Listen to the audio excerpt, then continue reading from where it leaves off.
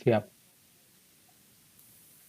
Nah, baik ya anak-anak, setelah tadi pertanyaan dari Tiara, nah jadi setelah kita membahas dua materi pokok yaitu etimologi multimedia dan proses produksi multimedia, nah sekarang Bapak akan mengulang beberapa materi dengan memberikan kalian beberapa pertanyaan ya mengenai materi yang sudah kita bahas sebelum-sebelumnya dan yang baru tadi kita bahas ya. Nah, minggu kemarin kita membahas tentang etimologi multimedia. Nah, dan tadi kita membahas tentang proses produksi multimedia. Nah, kita langsung saja ya, anak-anak siap ya? Nah, Siap. Bapak ini aja dulu ya, stop share screen dulu ya, biar melihat muka anak-anak Bapak nih ya. Sekarang menjawabnya gimana? Bentar ya. Nah, oke. Nah, jadi langsung aja ya kita ke sesi pertanyaan. Nah, untuk mengingat materi kemarin nih ya, yang pertama yang dari etimologi multimedia dulu nih. Apa sih multimedia itu? Siapa yang bisa jawab? Ayo. Saya Coba Pak kasih bisa poin. jawab. Oke, silakan Tantan. Nah, kalau menurut saya, multimedia itu dapat diartikan sebagai penggunaan berbagai media yang berbeda untuk menyampaikan informasi dalam bentuk teks, grafik, animasi, audio, video, dan atau gabungan dari beberapa komponen tersebut, Pak. Nah, bagus ya jawaban dari Tantan ya, sudah berani dan sudah dapat menyimpulkan gitu ya. Jadi multimedia itu dapat diartikan sebagai penggunaan berbagai media yang yang berbeda gitu ya untuk menyampaikan informasi dalam bentuk teks ya yang disebutkan Tantan tadi, teks, grafik, animasi, audio dan atau gabungan dari beberapa komponen tersebut yang disebutkan tadi Tantan ya. Sekarang nih ya, kita pindah ke ada berapa sih karakteristik multimedia itu? Nah, boleh deh Bapak menunjuk Rani deh. Gimana Rani? Karakteristik multimedia. Ya, boleh Pak. Kalau menurut saya itu ada dua Pak, yaitu yang pertama ada bentuk linear dan yang kedua itu ada non-linear Pak. Nah, oke ya. Jadi karakteristik multimedia itu ada dua ya. Jadi yang disebutkan Rani tadi yaitu ada bentuk linear dan non-linear. Nah, ada yang bisa menjelaskan nggak sih dari jawaban Rani tadi dari dua karakteristik multimedia itu apa saja? Boleh siapa? Iya, saya Pak. Boleh, Tiara, bagaimana? Iya. Kalau bentuk linear itu sebuah struktur multimedia di mana pengguna bernavigasi sesuai urutan dari satu frame atau byte informasi ke yang lainnya. Terus kalau bentuk non-linear itu struktur multimedia di mana pengguna bernavigasi secara bebas tidak dibatasi oleh rute yang ditentukan gitu Pak. Oke ya, jawaban dari Rani dan Tiara sudah bagus gitu ya, sudah bisa menjawab pertanyaan dari Bapak gitu ya. Nah, jadi karakteristik multimedia itu ada dua ya anak-anak, Bapak ulangi lagi. Jadi yang pertama itu ada bentuk linear, nah yang disebutkan Tiara tadi ya, sebuah struktur multimedia di mana pengguna bernavigasi sesuai urutan dari satu frame atau byte informasi ke yang lainnya gitu ya. Nah, yang kedua itu ada bentuk non-linear, struktur multimedia di mana pengguna bernavigasi secara bebas untuk dibatasi oleh rute yang ditentukan gitu ya anak-anak. Nah, sekarang nih ya lanjut ya. Yang terakhir nih. Nah, kalau multimedia nih menurut etimologi nih yang kemarin Bapak bahas itu seperti apa sih? Coba Bapak menunjuk Taufik deh. Bagaimana Taufik? Boleh Pak, sebelumnya suara saya sudah terdengar ya Pak?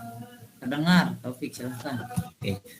Jadi multimedia itu menurut etimologi penggunaan komputer untuk menyajikan dan menggabungkan teks, suara, gambar, animasi, dan video dengan alat bantu gitu dan koneksi gitu sehingga pengguna dapat bernavigasi, berinteraksi, berkarya, dan berkomunikasi gitu. Jadi multimedia itu sering digunakan Pak dalam dunia hiburan. Selain di dunia hiburan, multimedia juga diadopsi dalam dunia game. Seperti itu Pak.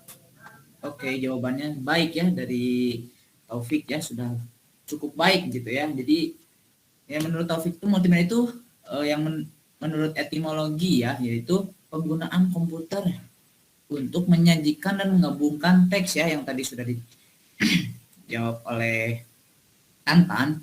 Jadi penggabungan teks, suara, gambar, serta animasi dan video dengan alat bantu, tool, dan koneksi link sehingga pengguna dapat bernavigasi gitu, berinteraksi gitu ya, berkarya dan berkomunikasi.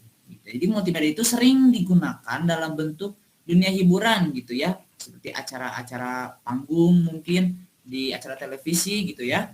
Dan juga selain itu selain di dunia hiburan juga ada diaplikasi di dunia game gitu ya.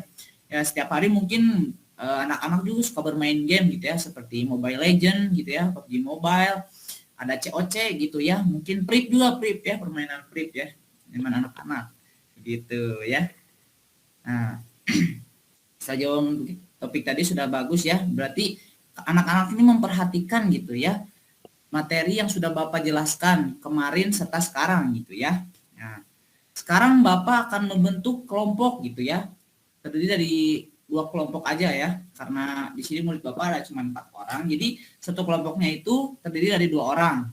Nah Bapak bentuk dari, bentar ya Bapak acak dulu nih ya, bentar ya, Bapak acak dulu sebentar.